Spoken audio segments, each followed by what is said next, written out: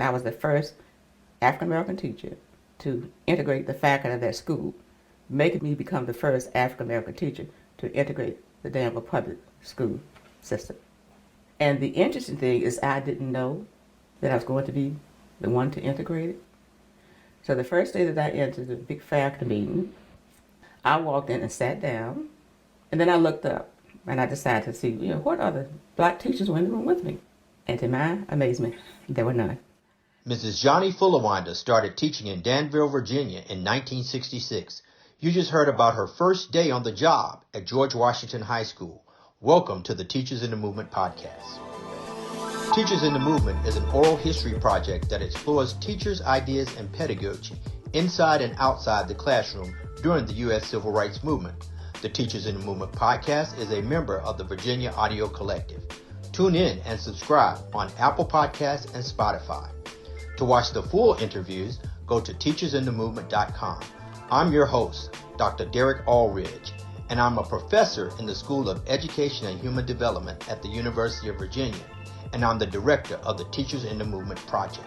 And I'm Dr. Danielle Wingfield-Smith, and I'm a postdoctoral researcher at the University of Virginia and the associate director of the Teachers in the Movement project. Additionally, Chantel White, who was an undergraduate student at the time, conducted this interview with Ms. Fullerwinder with me. I was the only one. It was like, am I dreaming? I mean, did this really happen? Where are all the other black teachers that were supposed to be here? It was shocking. We were seated by departments, so the people in my department were sort of cordial to me, but the others had nothing to do with me whatsoever. I don't know if they were ignoring me or they too were in shock, because I'm not sure that they had been warned of my coming. When the meeting ended, most of the teachers got up and just sort of went in their own direction. Nobody came to me to say anything to me. So I just kind of felt that with this stress, I need to get away somewhere to myself and just kind of unwind. So I went into the restroom. When I went into the restroom, there were two teachers in there ahead of me. I spoke. They did not. When they looked and saw me, they heard, they washed their hands and left the restroom very quickly. I kind of walked around the building for a while, and to my shock, I was the only black person I saw in that entire building for that day. Before I left, however, my department chairperson was out because of death in the family, so he was not there. There was another teacher who stood in for him, and he did come up to me before I left and made some casual remarks to me, so I felt a little bit better about that. But the other teachers would walk by me in the hall and act as though they didn't see me. So it was a shocking situation. It was a sad situation. But it was a situation that made me decide that I was not going to be outdone, that I would show that black teachers were capable of being able to do an effective job of teaching students regardless of what color they were. And despite the fact I may not have been accepted by them, I was going to stay there and do my job and show that I could do it. I would reach out to them, and it was up to them as to whether or not they reciprocated. But in time, I found changes began to come. Mrs. Fullerwinder's story is so intriguing. She shows up on her first day, not even realizing she was going to integrate the school. What are your thoughts about how she addresses race on her first day at the high school in Danville? I can only imagine what it must have been like to go to your first meeting with your colleagues, with other teachers, and feeling that they were not paying you any attention or that they may not have even wanted you to be there. And I can remember this as a first-year teacher myself. I remember being accepted and being part of the guild of teachers. She had to be a very strong person to overcome that and to eventually become a very successful teacher at that school and to convince those teachers that she was just as good as they were. So tell us why you're interviewing former teachers in the movement, like Mrs. Fullerwinder. I'm a former middle school and high school teacher myself. And growing up, I was inspired by many teachers, particularly teachers who attended my little country church in Catawba, South Carolina. My mother was a teacher, and my aunties were teachers. So I grew up in a family of teachers. I was inspired by them. The Teachers in the Movement project started in 2014, and our purpose is to learn and to discern what teachers were doing in the civil rights movement. To what extent were they involved in the civil rights movement? Were they activists? Were they not activists? How did they view their participation in the civil rights movement? And one of the arguments that we are making based on our preliminary research is that these teachers were activists by way of their pedagogy. Teachers who taught about issues of democracy, equality, and freedom in the classroom and promulgated ideas of civil rights and social justice were activists in our opinion. So you taught science, and I'm interested to know, as a African-American teacher and scientist, how did you teach science? Did race ever come into the issue, or did you just stick strictly with the science in your classroom when you were teaching in Danville? First of all, let me say I taught biology and physical science there. With racism, it never came up because I brought the topic up first. My first day with the students, it was obvious that they had not anticipated seeing a black teacher in the classroom when they walked in the room. Many of them came in and there was a stunned look on their faces. The tension was so thick you could almost cut it with a knife. I noticed one young lady, she got to the door, looked, saw me, actually took her fingers, pinched her nose, and turned to the side as though to say, I was thinking. A few of the students sat down and turned their heads and never looked at me the whole time I stayed. So I decided to take the initiative. I made a statement, something to this effect. Welcome to George Washington High School. I'm going to be your teacher for the year, and I'm going to do everything I can to make you have an exciting venture here at George Washington High School. I said, I'm black. It's obvious. I know I'm black. You can see that I'm black. So I do not intend to spend a lot of time discussing the issue. My goal here is to make sure that you're a much better science student when you leave here than the day you walk in. And I am dedicated to doing that. My focus is going to be on education. It would be nice if you choose to like me. If you don't, it does not matter. But my goal is to do everything I can to teach you. So all I do is invite you to let me teach you. Nobody else said anything else about it. So can you tell us a little bit about what it was like to interview Mrs. Fullerwinder and how you were able to build trust and rapport with her? I have to admit, I was a little nervous before the interview, mainly because I have so much respect for Mrs. Fullerwinder after I'd read her biography. I learned one important fact before the interview. She was a member of Alpha Kappa Alpha sorority. And before we wrote the tape and before we started recording the video, I asked her, was she a member of Alpha Kappa Alpha sorority? And she said yes. And I told her that my mother was a member of Alpha Kappa Alpha sorority. So being able to connect with Ms. Fullerwinder around the issue of a black organization like a sorority and a fraternity was very, very important. And it made me less nervous in the interview, to be quite honest with you. What was your method, your teaching method? How did you teach? I did a variety. I did a lot of hands-on, a lot of independent investigation, and I was able to put students in little small groups. And then there were times that I would lecture. I just did a combination of. Someone called to my attention a little bit later on that your teaching is so different from most of the teachers here. They do a lot of lecturing. We would do some what I call mini field trips. To me, the campus was a vast area for exploration. So we'd go out on the lawn, and I would divide the lawn up into small sections and give an assignment for certain things that students were to find within that area, and we'd come back in the classroom and discuss it. So I was constantly coming up with creative ways to make teaching interesting. And students seemed so interested in my classes that the second semester, several of them who did not seem to like me when I first entered were going to the guidance counselor to ask if they could be transferred to my classes.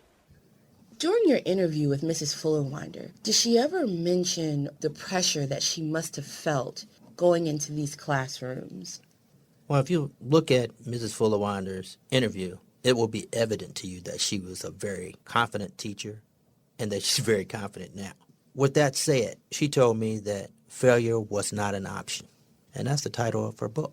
And she was committed to doing the best job she could do, to be the best teacher she could be, and to make her students the best science students that they could be. So I would encourage folks to look at her interview with that idea in mind. Failure was not an option, and to read her book. I thought of myself as being sort of like a pioneer, a trailblazer, someone that would make it easier for others to follow.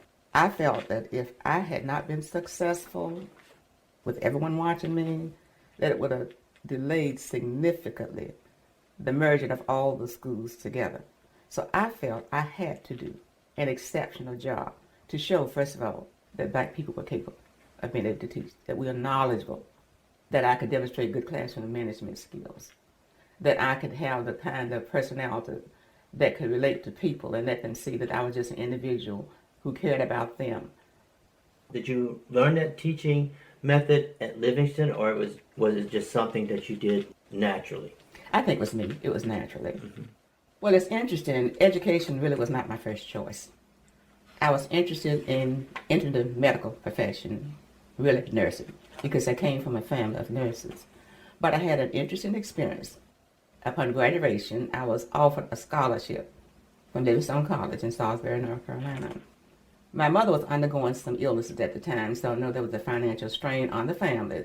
So I chose to help them out, since there were 4 students, 4 children in the family to educate, to take the scholarship and go to Livingstone. When I got there, I found they did not offer nursing. So then I was faced with the decision, what should I do? I chose teaching. And since science is very similar to medicine, I decided to go into science. In school, learning came easy for me. It did not seem to be that way for other students. So I felt that if I could use creative teaching strategies, I could probably affect positive changes in the attitudes of a lot of other students and make them develop a joy for learning. So growing up, you always had an interest in science. I did. And I think the reason for that is because I told you I had relatives that were nursing. And at the time I was growing up, for black females, the choices were limited. I could do business, I could do nursing, I could do probably something in the technical world, but not to the extent that we have the technology now, so my choices were limited. I felt that I was a people person. I enjoyed trying to help other folk, and the nursing would be a way to do that. Hadn't anticipated the teaching, but I found I enjoyed trying to get other people to learn. I think it was the best decision I could have made. I've enjoyed it immensely. Do you have a favorite teacher when you were growing up, someone in science or in any field that really in some way influenced you? Well, I did. She wasn't a science teacher. She was my 5th grade teacher. She seemed to have taken a special interest in me, and I felt special with her. She seemed to have seen something special in me, and she gave me a lot of extra encouragement, and I admired so much the help I was getting from her. So I decided, when I made the choice not to go into nursing, that maybe I could be like that teacher of mine who inspired me.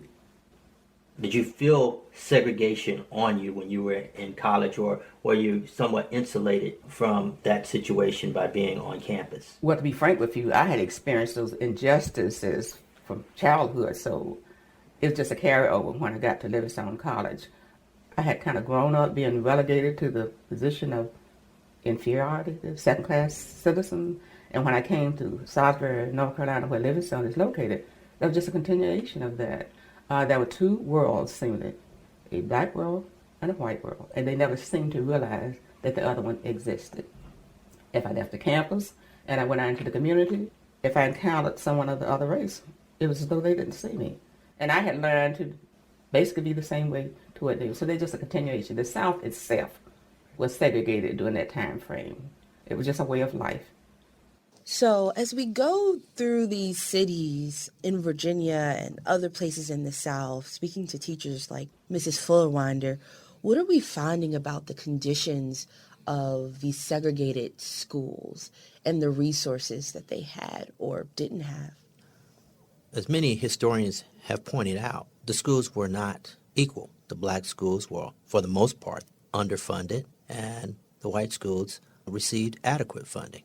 Despite these inequities, the black schools were often good. In many cases throughout the South, we find that some of the black schools were even better than the white schools, even though they did not have the same amount of resources. I understand you taught 3 years prior to coming to Danville. I did. I had done extremely well in college, and I was offered a job at my high school alma mater in South Carolina. So I went back there and I taught, and the interesting thing was that we had a lot are very good instructors. The only drawback was that we were limited in instructional supplies. Even when it came to doing tests or pop quizzes, teachers did not have access to what would be a Xerox machine today. It was called a mimeograph machine in those days. We didn't have access to that. They had to actually write that information on the board for the students to copy down. When it came to the textbooks were old and dilapidated and taped up, and it was obvious that they had been around for a long period of time, but they weren't in our system, which suggested that they had been used at the white school and passed down to us when they received the new textbooks. I was teaching science classes. I only had 2 microscopes for 6 classes of students, but determined that my students would get the education that they needed to be successful scientists. I would set up 2 microscopes at the teacher's desk and have students to come up in groups of 2s to observe what I wanted them to observe. When I left there, it was a striking contrast to what I had seen there. And I always heard of the doctrine of separate but equal. I found that was the farthest thing from the truth. Because when I went to Virginia, came to Virginia, I encountered an opposite kind of segregation, or white classrooms. When I got there, I found that the supplies were astronomical. The first time I walked into the laboratory, I was stunned. I saw enough microscopes, it must have been at least 50 or 60, to accommodate every 2 children a single microscope to do whatever it was that they needed to get done. Textbooks are brand new. I had never seen a new textbook before. All of the supplies that you could possibly want. There was a mimeograph machine. There was ample supply of paper for teachers to work with, to run off materials that they wanted students to do. And in addition to that, if we needed some materials like live microorganisms to observe, I could order those as many as I want. And there was no one to tell me no, as long as I was using it for the students. Incredible story. You said you noticed a big difference between the resources from Carver High School in Spartanburg and George Washington High School in Danville. Did you notice many differences between the teachers other than their race? Did you notice many differences between the students? And that was the surprising part. I'd always been led to believe that blacks were intellectually inferior. I found it was the farthest from the truth. Farthest from the truth. There was no difference between the black students and the white students I had experienced, because I had the opportunity to do both. In less than 4 years after I graduated from college, there was no difference. As far as the teachers were concerned, they were about like the teachers in the all-black school, as far as their credentials were concerned. The only manner, and I kind of chuckle when I think about it, the thing that I observed was, in the black culture, we had a tendency to refer to people by their last names. I was Mrs. Fullerwinder, Mr. Smith. But there, I found they used the first name. And when I thought about it, I said the reason we did what we did probably because we weren't allowed to use last names during the time of slavery. So it was an honor to be able to refer to ourselves with a surname.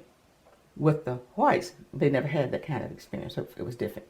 I recall once I was standing in the hall and the department chairperson in a crowded area came up and said, "Johnny, I need to see you." I whirled. And it upset me, and I was getting ready to say, "You're disrespectful to me." But before I could say anything, one of the white females came up and he says, "Oh, Joan, and I need to see you too." And I realized it was not being disrespectful for me by calling me by first name, but that's just something they had a tendency to do. So when you were working in Danville as a teacher, were the other teachers involved in civil rights activities that you are aware of?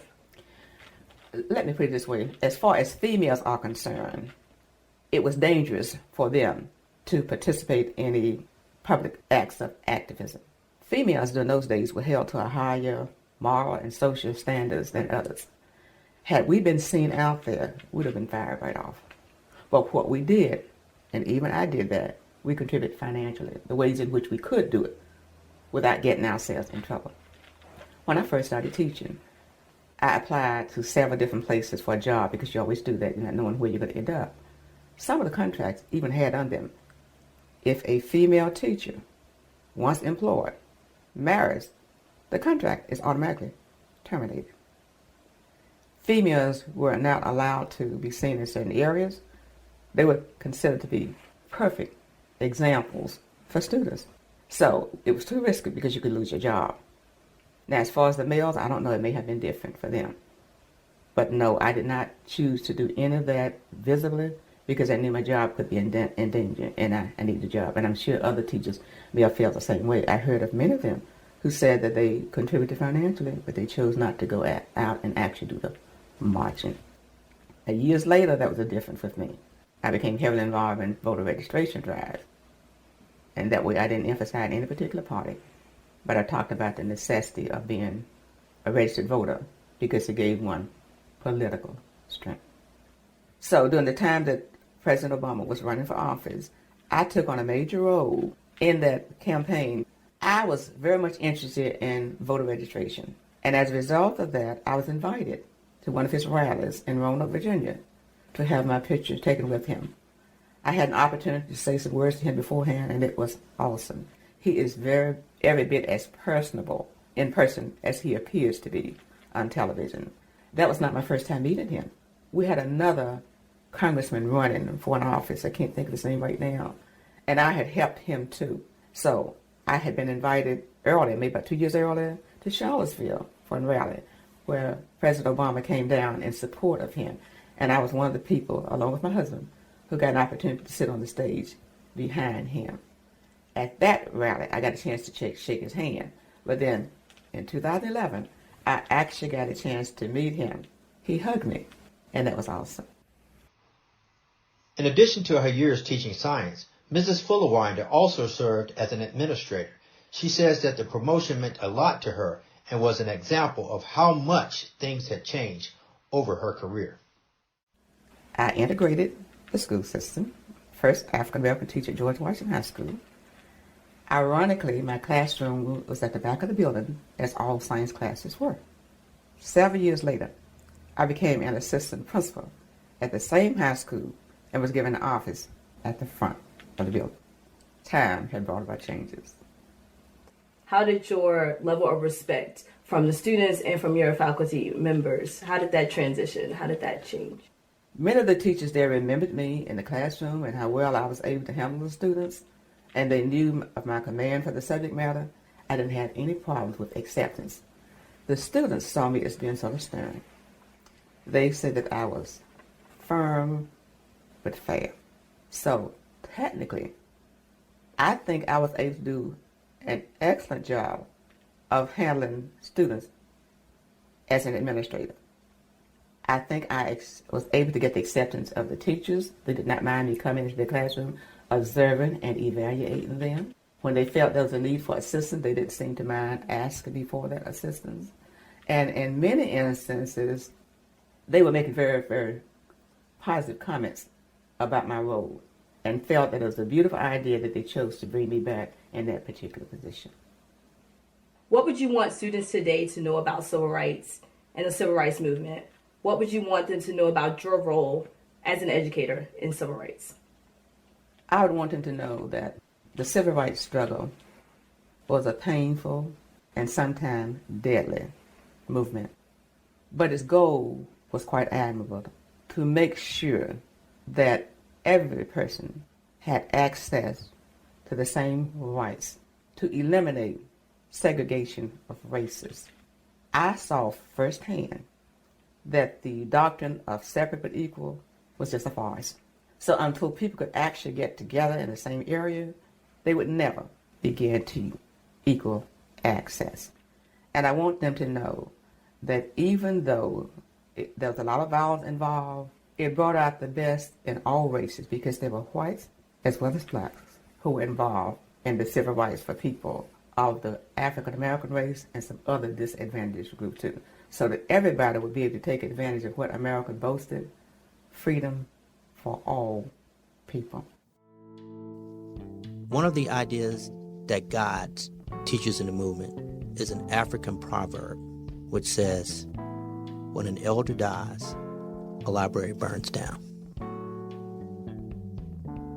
And we want to record as many interviews as possible so that we will have the memories, the thought of individuals for posterity.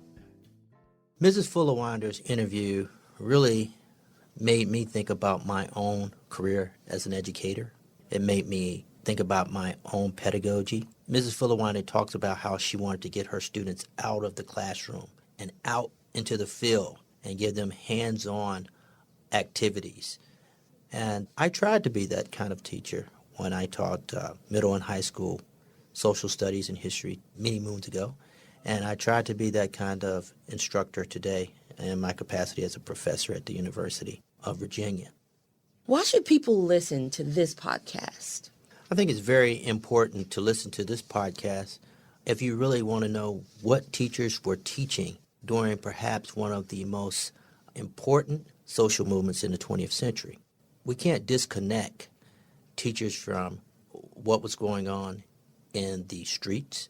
What was going on in the larger society during the Civil Rights Movement had a great impact on what teachers were doing in the classroom during the 1950s, 60s, and 70s, what we call the post-Civil Rights period. So if you want to know what these teachers were doing, we encourage you to go look at our videos, and they'll tell you. They'll tell you how they taught, what they taught, and some of the challenges they faced in the classroom. What are some future themes and topics we'll talk about on the Teachers in the Movement podcast? So our discussion of teachers and their pedagogy in the classroom between 1950 and 1980 will be the foundation of the Teachers in the Movement podcast. However, we will also talk about related issues. We will discuss the teaching of African American history. We will talk about why we need more teachers of color. And we will also discuss the role that teachers can play in contemporary social movements. Can you tell us a little bit about some of the outcomes that will come from the Teachers in the Movement project? By the end of 2021, we hope to have 500 videotaped interviews. Many of those interviews will be online at teachersinthemovement.com. And we would like for students, teachers, and researchers from around the world to access and use those videotaped interviews for research purposes and for purposes of learning how to teach better. That's what we hope. Also, every summer we hold a Summer Teachers Institute where we provide teachers an opportunity to engage with teachers who taught between 1950 and 1980.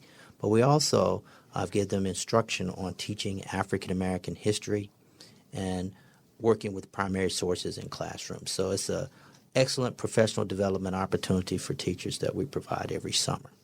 For all the listeners out there who are now thinking of their family members who were teachers in the 50s, 60s, 70s, 80s, who know people that would be great to interview for our project, how do they get in touch with us? So again, I direct them to teachersinthemovement.com. There's a place on our website where they can email us directly and suggest names of individuals that they think we should interview. And the sooner the better. As you know, many of these teachers who taught between this period now are coming of age. Many of them are in their 70s, 80s, 90s. We've even interviewed teachers who have been 102 years old. I think may have been the oldest teacher that we've interviewed. So we really, really would appreciate if people reached out to us. I'm Derek Allridge, and my co-host today is Dr. Danielle Wingfield-Smith. This has been Teachers in the Movement. For more information and to view the video interviews, go to teachersinthemovement.com. The Teachers in the Movement podcast is a member of the Virginia Audio Collective. We'd like to thank Chantel White for helping conduct this interview. The Teachers in the Movement podcast is produced by Mary Garner McGee, and our theme music is Summer Night by Vanilla. You can find their music at vanillabeats.bandcamp.com. Thanks for listening.